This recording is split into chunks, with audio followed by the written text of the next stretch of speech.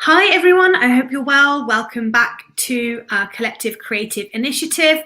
I hope you've been enjoying the classes so far today. I'm about to be joined by the lovely Amy Conachan, whose name I've been saying wrong all day, so I apologise again to her. And we're going to be doing a live Q&A now entitled Disability on TV, How Far We've Come. And I'm just going to welcome Amy into the stream. Hi Amy, how are you doing? Hi, Rosie. I'm good, thank you. How are you? Good. Thank you for joining us today. So, anyone who is wondering where they could place you from, Amy is a Scottish-born actor, best known for playing Courtney Campbell in Channel 4 drama Hollyoaks, which you've been in since 2016. She trained at Royal Conservatoire of Scotland and graduated in 2015. So, welcome, Amy. Thank you so much for giving up your time and joining us this afternoon. Thanks for having me. No worries. So how have you been? How have things been for the last few weeks? It's been okay. I think as well as it can be under the circumstances. Yeah. It's been lovely weather up until the last couple of days. So I think we've all been kind of, getting through it. I've been busy-ish here and there, doing little bits and bobs as remotely as we can. Yeah. So yeah, it's been okay. Same sort of weird normality, isn't it? Like every day, kind of like, oh, it's another day. Do you kind of structured your life in any way? Are you kind of doing specific things at specific times, or just kind of rolling with the punches? No, I'm not great at that. A few people have asked me that. Do you get up at the same time every day? Do you have a bit of a routine? And I actually don't. I think the first couple of weeks I tried to do that a bit more than but it just hasn't carried on. I just kind of do what makes me feel good in the day, because we have to do what makes ourselves feel good. And little work things that have come up here and there, I've just kind of just take them on as and when they've come in. Yeah, I think a lot of people are kind of doing the same thing. Yeah. So we'll just start with your career. So tell us, what was it that first made you want to get into acting? When did that happen for you? So it started pretty early on. I have a twin sister who's completely able-bodied. So when we were little kids, she started going to dance classes. And I started that for a little bit, and I realized that I just really wasn't getting much out of it. So my mum suggested that I go to our local drama club, and I just loved it right from the beginning. And then I went to a kind of more advanced theatre school, and I just decided, I think I was probably about 8, I wanted to be an actor. And it kind of went from there. I went to college and did acting before I went to drama school as well. So before I trained properly, I did kind of do it on a bit more serious level than kind of drama classes.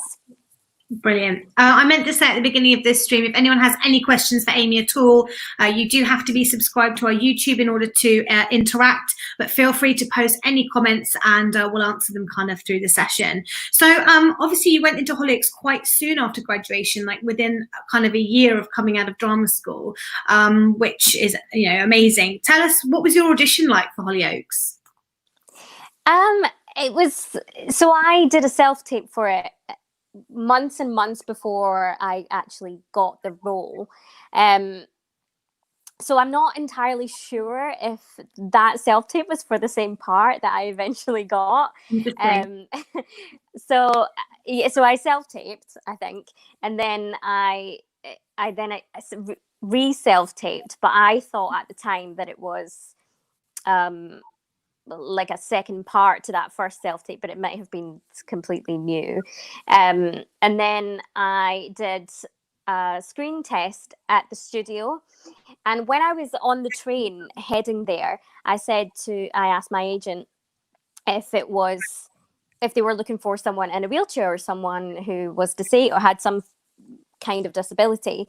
And he said to me, no, I think it's just an open call. And when I turned up, there was like 40 people with various different disabilities, and I was like, it's definitely really not an open call, definitely just open in the disability bracket, right. Which was absolutely fine. and then I did a screen test, and then 2 weeks later I got the part, Amazing. which was great because obviously they were trying to diversify the show, which is always great. Yep. But in that, they didn't already have the character, so when they chose the actor, they kind of created the character around who they chose. So it made the part so much fresher when I came in, which I really loved. That's brilliant. And so obviously prior to that, you'd done predominantly stage work when you were at college. So what was the main differences for you in terms of approaching a role for television as opposed to for stage? So I worked in the theatre professionally as well. So I had a kind of idea of what it was like to be like a working actor, but in the theatre.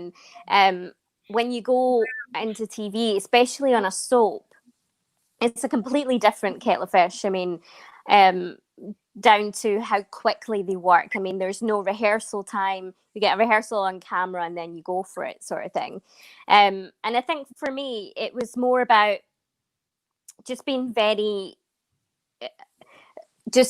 confident about who my character was and the choices that I wanted to make, rather than needing lots and lots of preparation for it, and being able to, think at the time and being disciplined to do that, and being, trusting my own instincts. It's very, I would say working on a soap has to be a bit more instinctual than working in the theatre, because you get a lot of time to prepare, and you have to, because you're on the stage.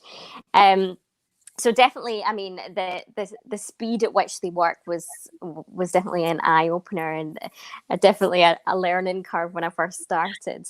But now sometimes I think, oh wow, I wonder how dramas do it when they don't do 6 scenes a day. I wonder how what their day's like. Did you find it stressful when you first got on set? Like, was it a bit of a culture shock? Yeah, definitely. It was definitely first. There's also a lovely thing with working in the theatre. This lovely sense of working in a company, and we're all in this together, because you're going to rehearse for a few weeks, and then you do the show, and then you all go away and you do other things.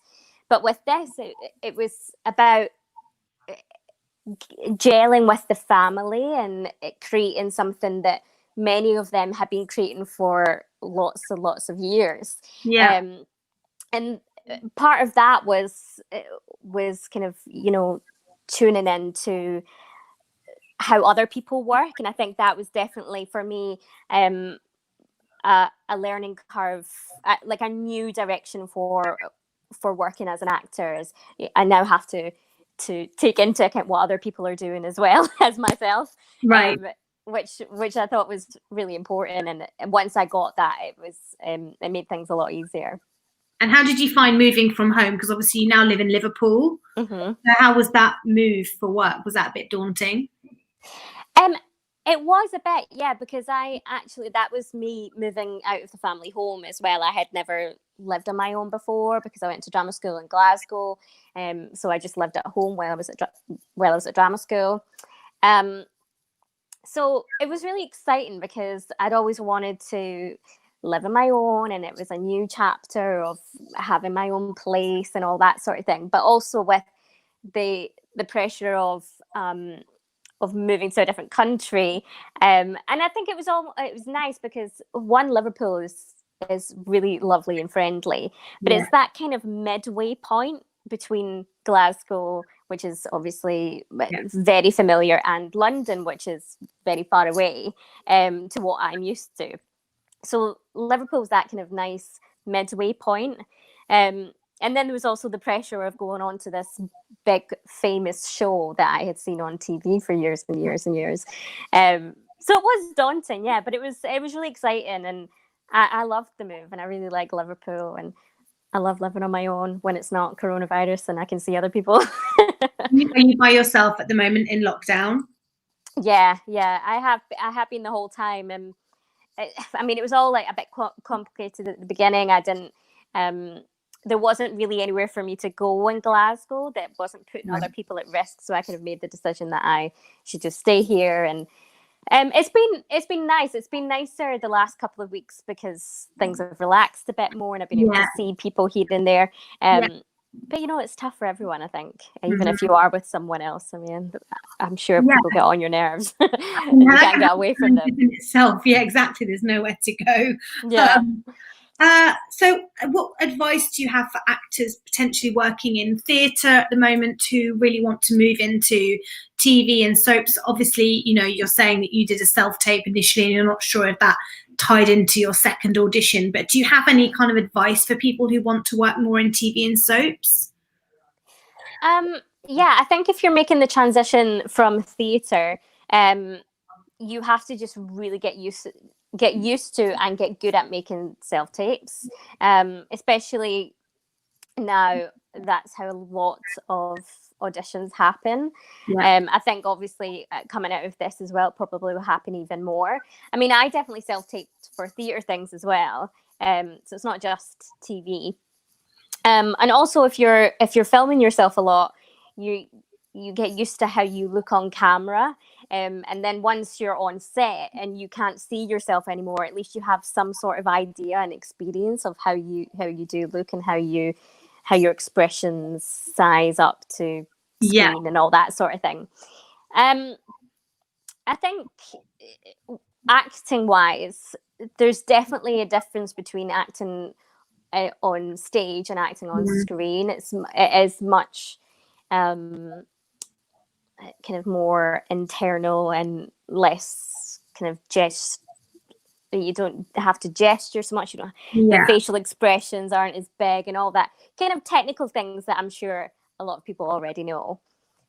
Well, I think people are always interested to hear about those technical elements, and especially if you've trained for 3 years in theatre. I think what you're saying about self-taping is really interesting. We've been saying a lot to people recently, if you work in musical theatre and you're not used to, or theatre and you're not used to self-taping for roles, now's the time to get really comfortable, because there's not going to be a kind of a tap turning back on in terms of everything just, we're all back in the audition room in kind of the next few weeks. It's going to be in the first stages, definitely will be self-taping. So the more comfortable you can get, the more familiar you get with that space that you're going to self-tape in and go, right, I've got that neutral space, and I've got great I know where my camera works, I know what lighting is good, I know what the sound sounds like. I think the more comfortable everyone can get in this time, the better. And then that can only be a transferable skill, right, in terms of applying for putting yourself forward for TV and film. I think that's really important. I think there is a lot technically that is very different between stage and TV, and I think people are kind of really interested in learning more, definitely. Tell me about the challenges you faced as an actor with a disability, if any at all, through your career. I mean, I think I've been very lucky. I recognise that I've been very lucky with how things have gone for me. Sorry, excuse me. And when I first started working, it was definitely I was in plays that were about, or they were looking for someone who had a disability, or very much the first play that I ever did. The physicality was really important, and then I suppose the next one was as well. So for me, as a new kind of out of drama school, trying to get my career started, that kind of worked really well for me, in the sense that I just kind of let myself ride that wave until it wasn't a wave anymore.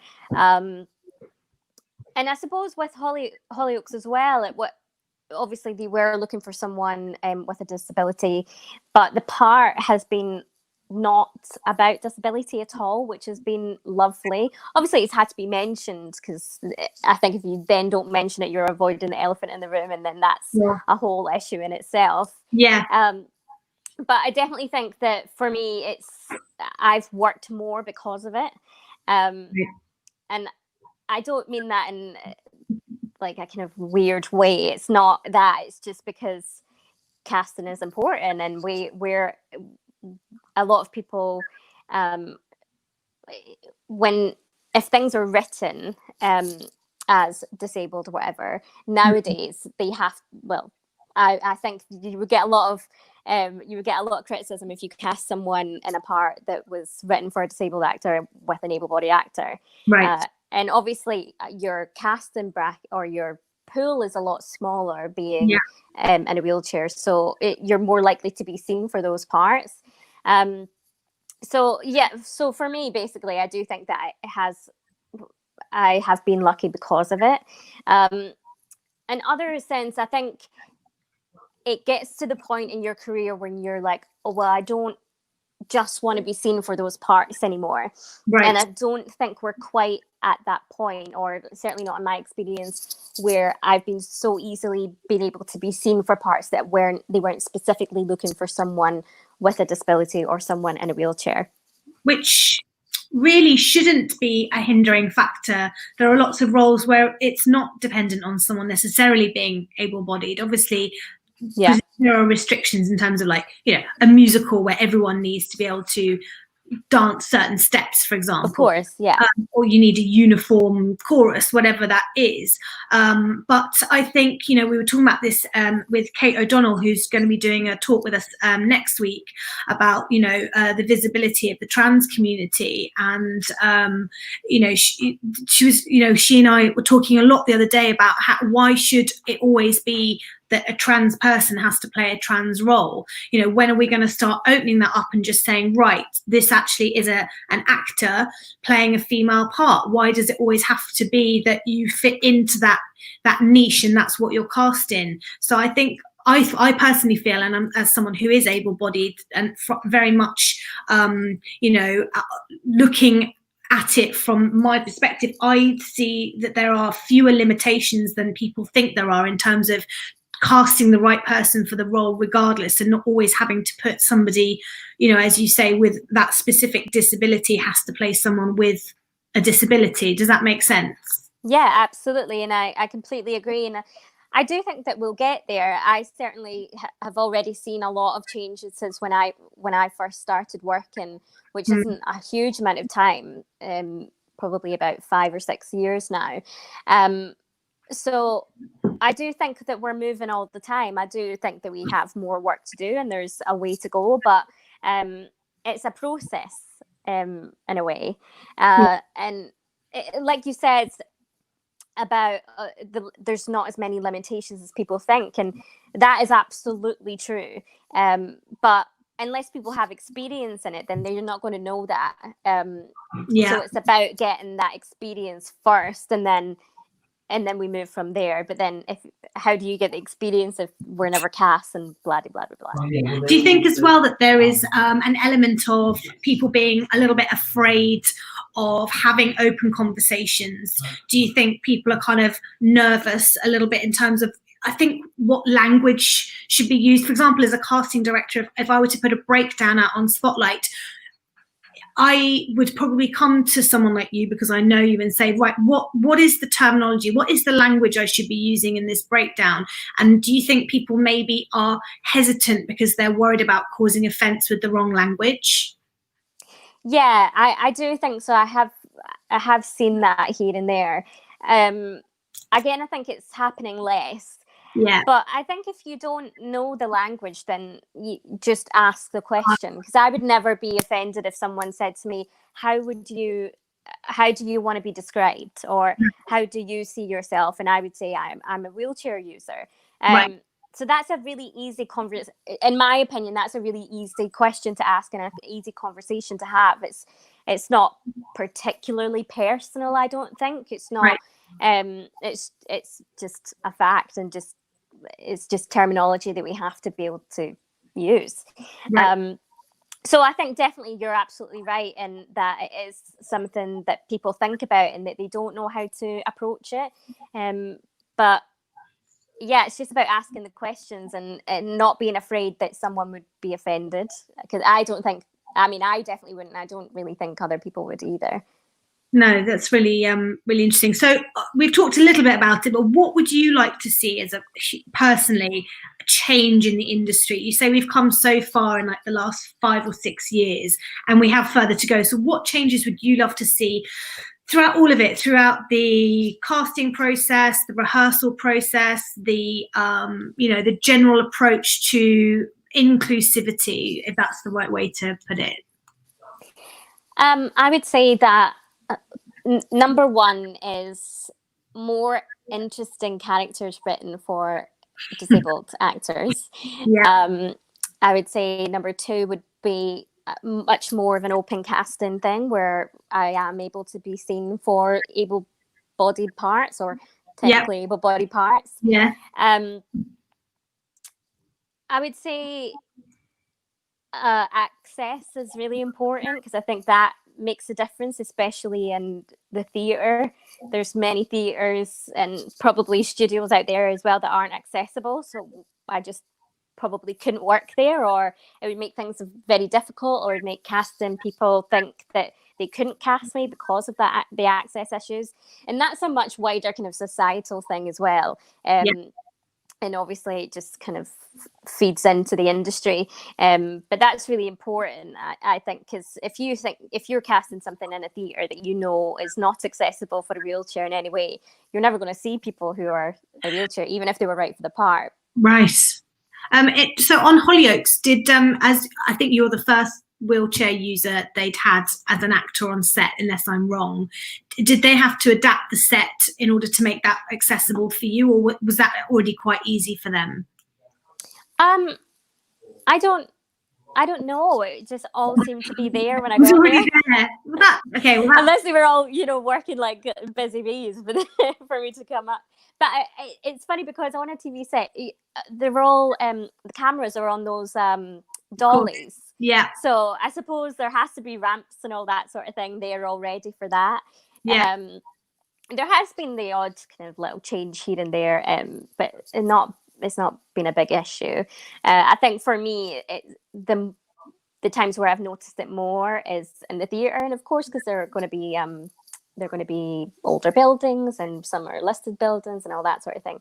I think the times I've noticed it most in this job is when we're going to events and venues not being accessible. Yeah.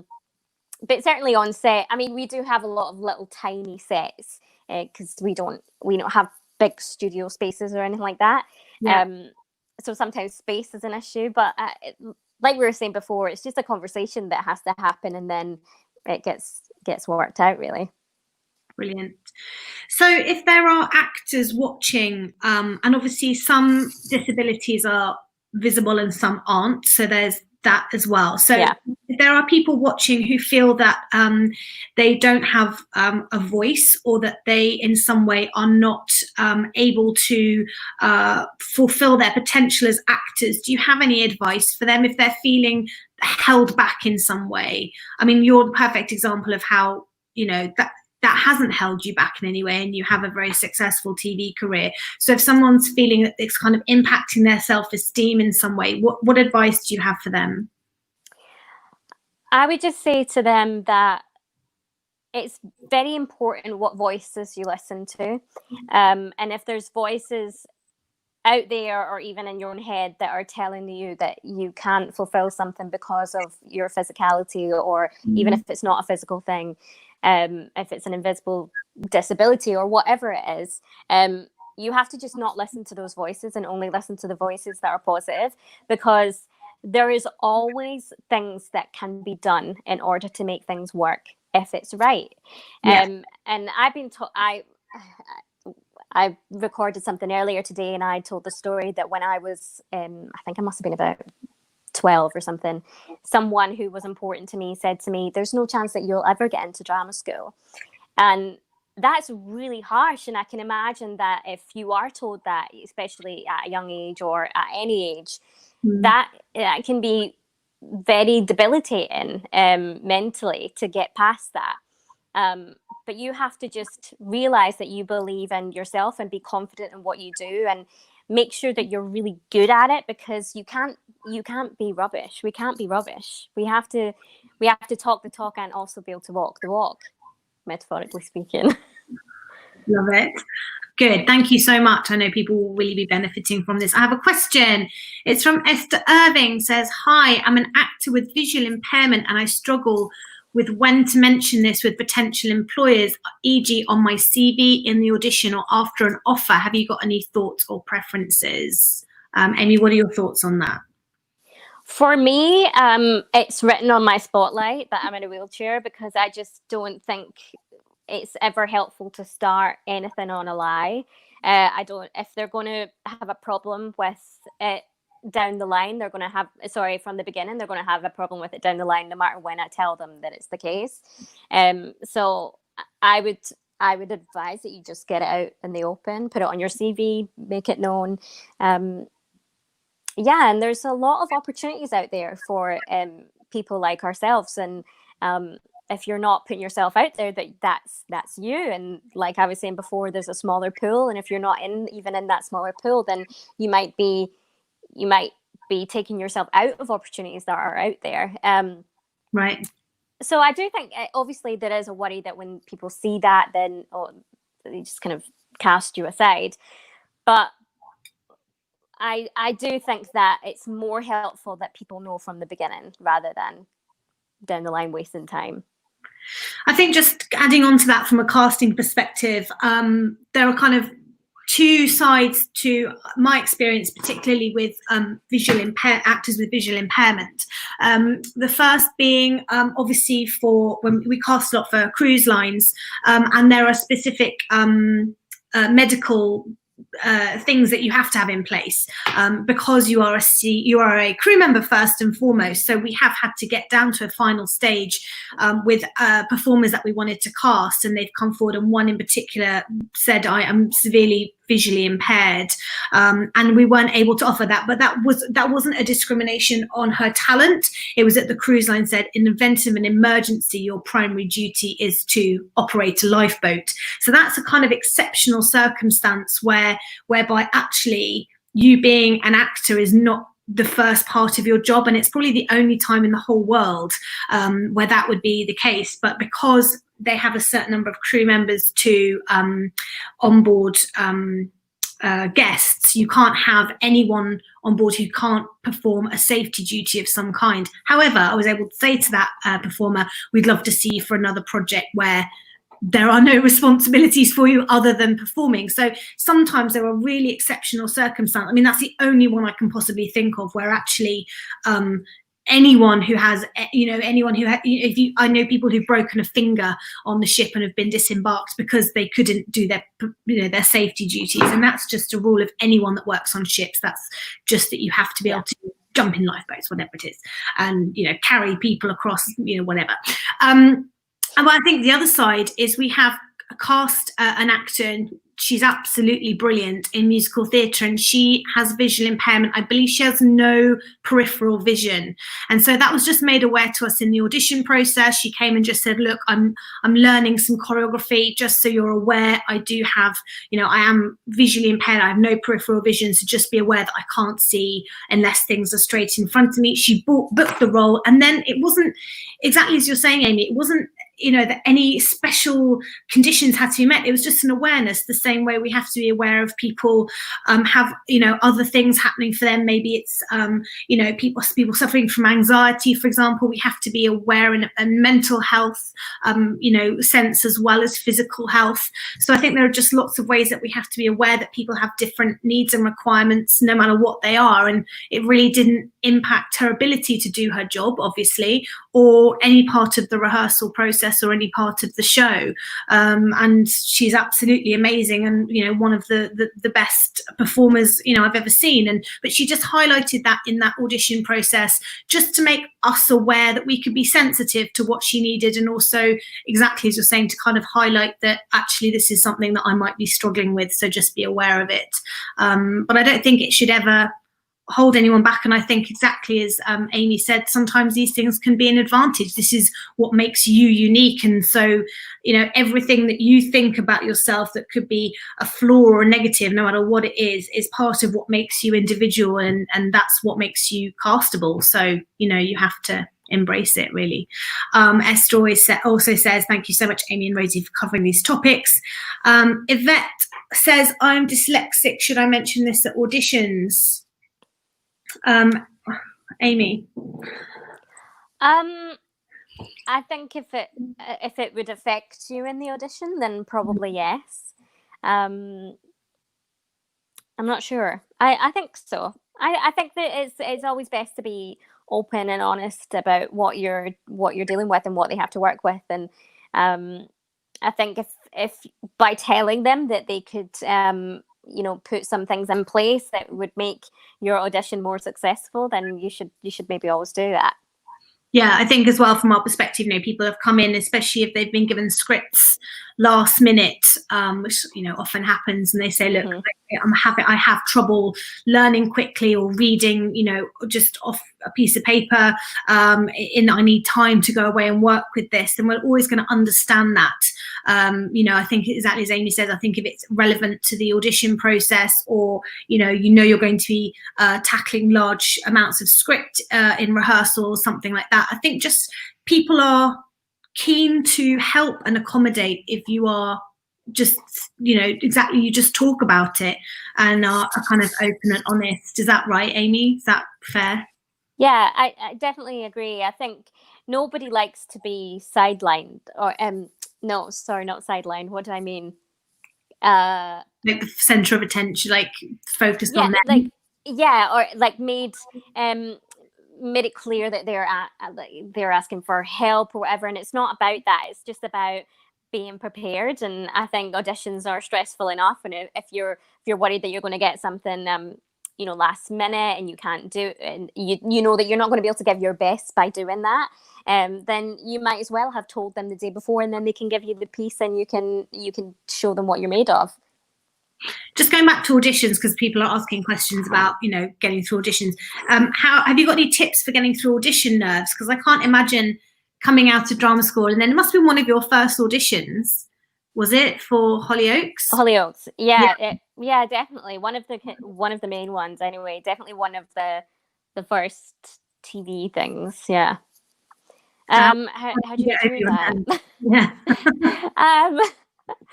I don't even know.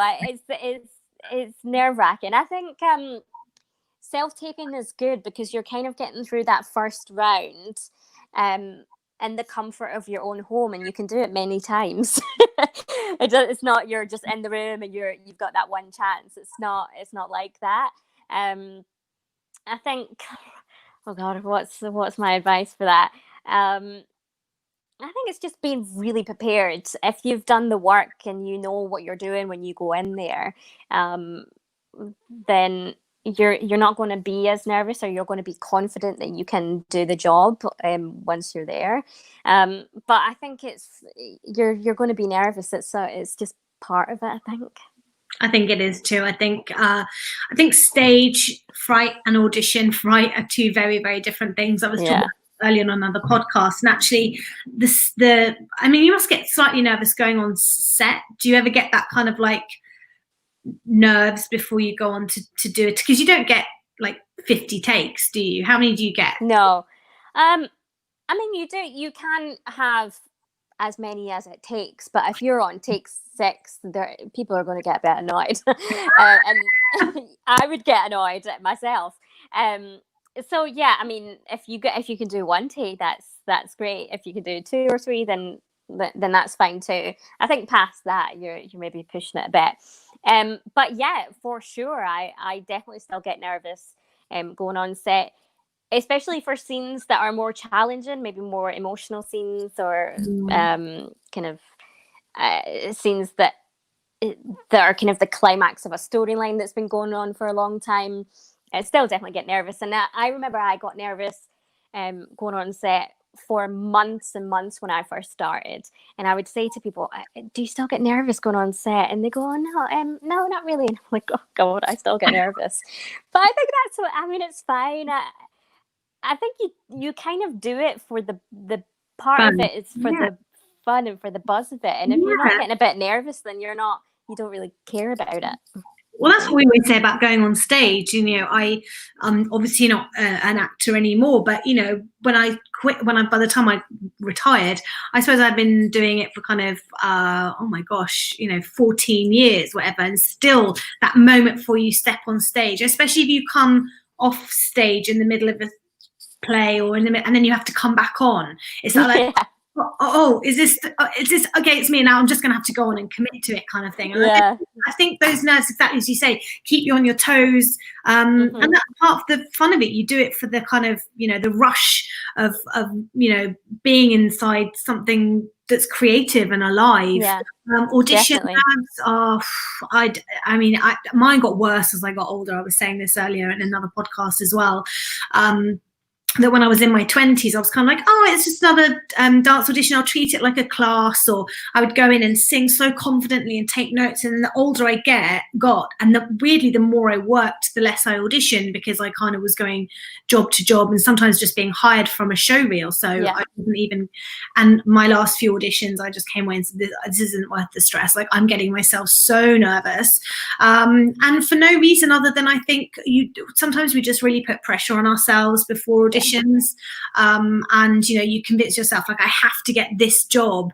And we were saying as well, like, sometimes it's not that job. Sometimes you go in and you're seen. I mean, I've had people auditioning before for Hollyoaks and they haven't, for example, and they haven't got it, and then they'll get a call 6 months later saying, will you come back in? And then they book it. So they've walked away going, oh, I didn't get that, it went to someone else. But you never know what opportunity you're creating for yourself further down the line. So I think just taking that pressure off yourself. And I think if you do have something like a visual impairment or dyslexia, which are not necessarily apparent to a casting team, but there's something that are going to make you feel that you're holding yourself back in some way, absolutely you should be talking about those and allowing us to support you through that, and telling the panel what you need.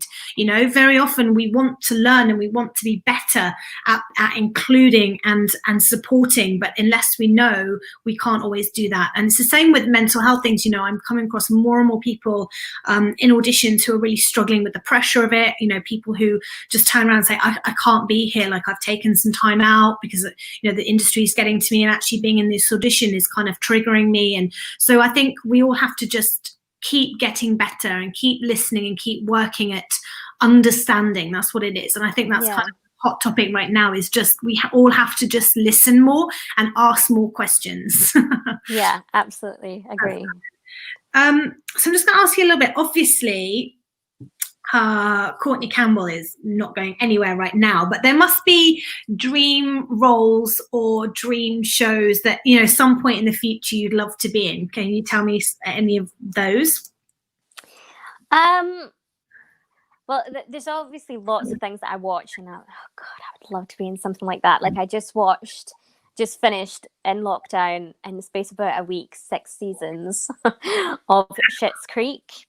I haven't seen it. Is it good? Oh, I just loved it so much. It's obviously a comedy and it is very funny, but it is so moving, and oh God, I loved it. I would highly recommend it to anyone who's listening. Amazing. I've heard things. I've heard brilliant things. Yeah. Oh, it's fab. And I would look at some of those parts and think, God, I would love to do something like that. Or when This Is Us on Amazon Prime. Have you seen that?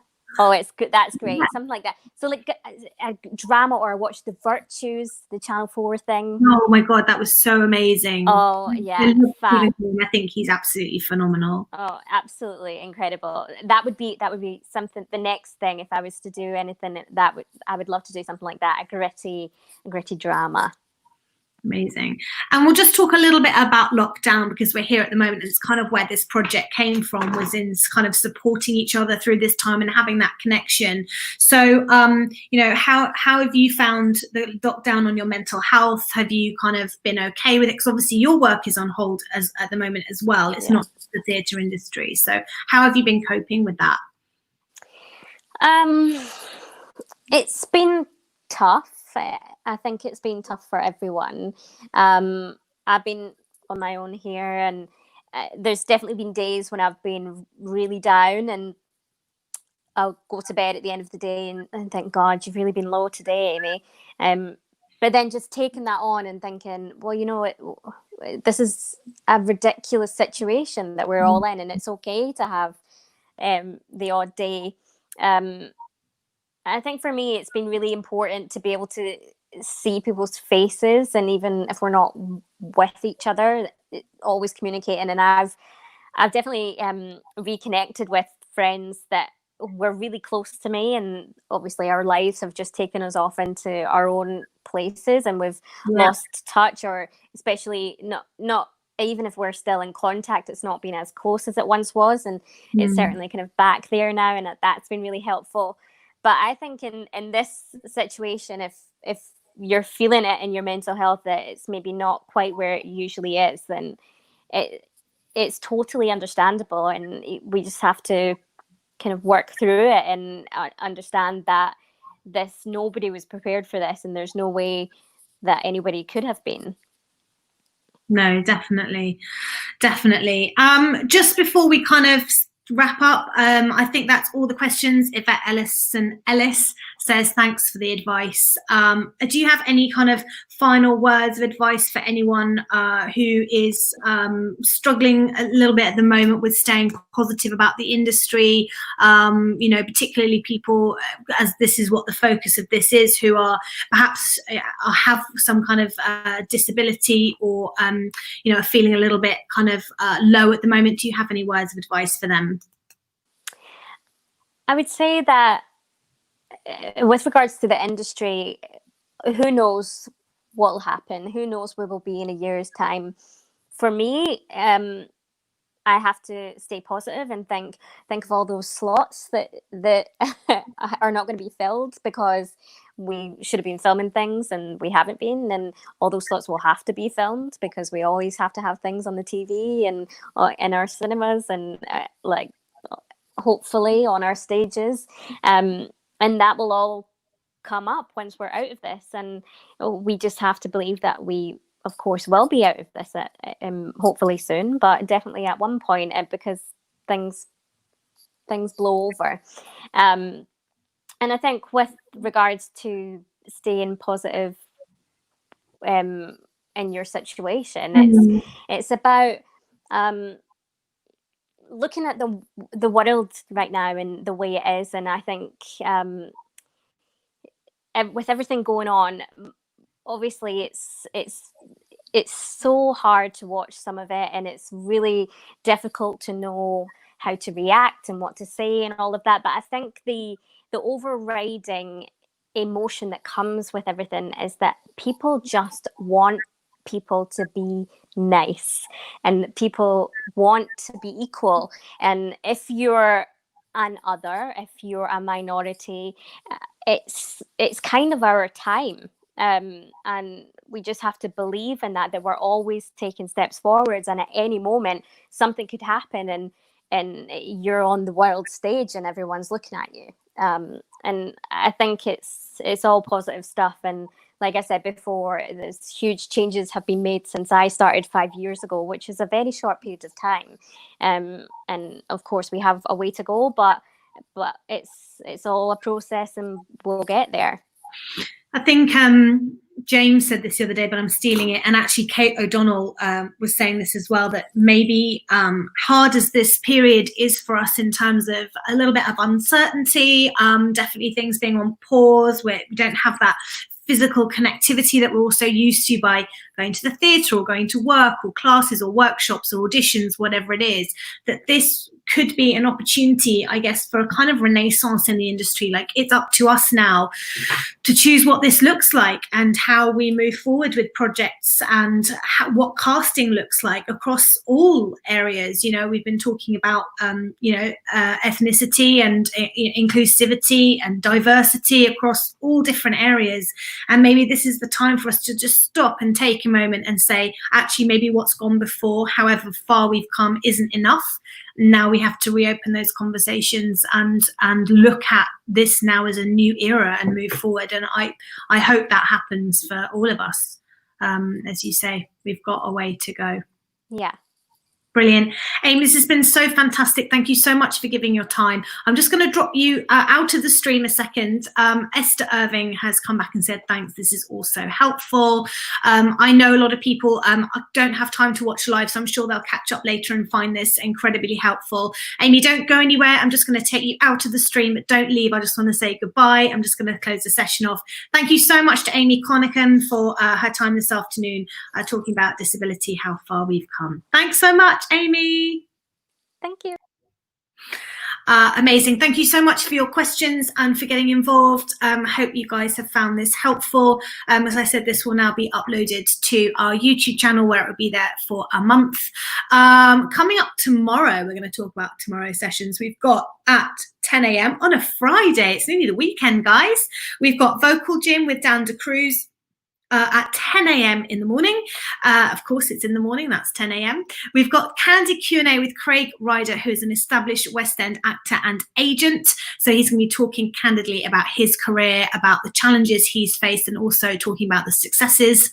That's 11:30 tomorrow. We've got Jackie Kibuka doing a street dance class, which I am most definitely doing tomorrow. That's at 1 o'clock. Then at 2:30, we've got Acting Through Song with Franny and Rafferty, so that'll be really, really interesting. And then we've got Caring for Me, the actor, with Stephanie Upsall tomorrow at 4:15, so don't miss any of those. That will conclude the very first week of the CCI, so amazing. You know, we're nearly at the end of our first week, 25 to go. So thank you so much for joining in and taking part. Remember to sign up to our YouTube channel if you want to be able to interact with the sessions and ask questions. Also, make sure you are following and retweeting and tagging on social media. So we are at CCI 2020 on Twitter, and we are at Collective Creative Initiative at Instagram. I'll get used to saying those very soon. And also check out our website for more information about all our practitioners and upcoming classes. We'll be updating the timetable tomorrow for upcoming weeks for more Q&As and sessions. Amy's logged off, but I'm just going to pop up here. Layla Tasha says, thank you so much. This has been so helpful. I know Amy's in the backstage studio, so she can see that. And then Ruth Baddock, today's been fantastic, excited for tomorrow. Thank you, Bosie and James, and thank you, Amy, for a lovely session indeed. Guys, have an amazing evening. Take care of yourselves, stay safe, stay well, and we will see you tomorrow. Bye-bye.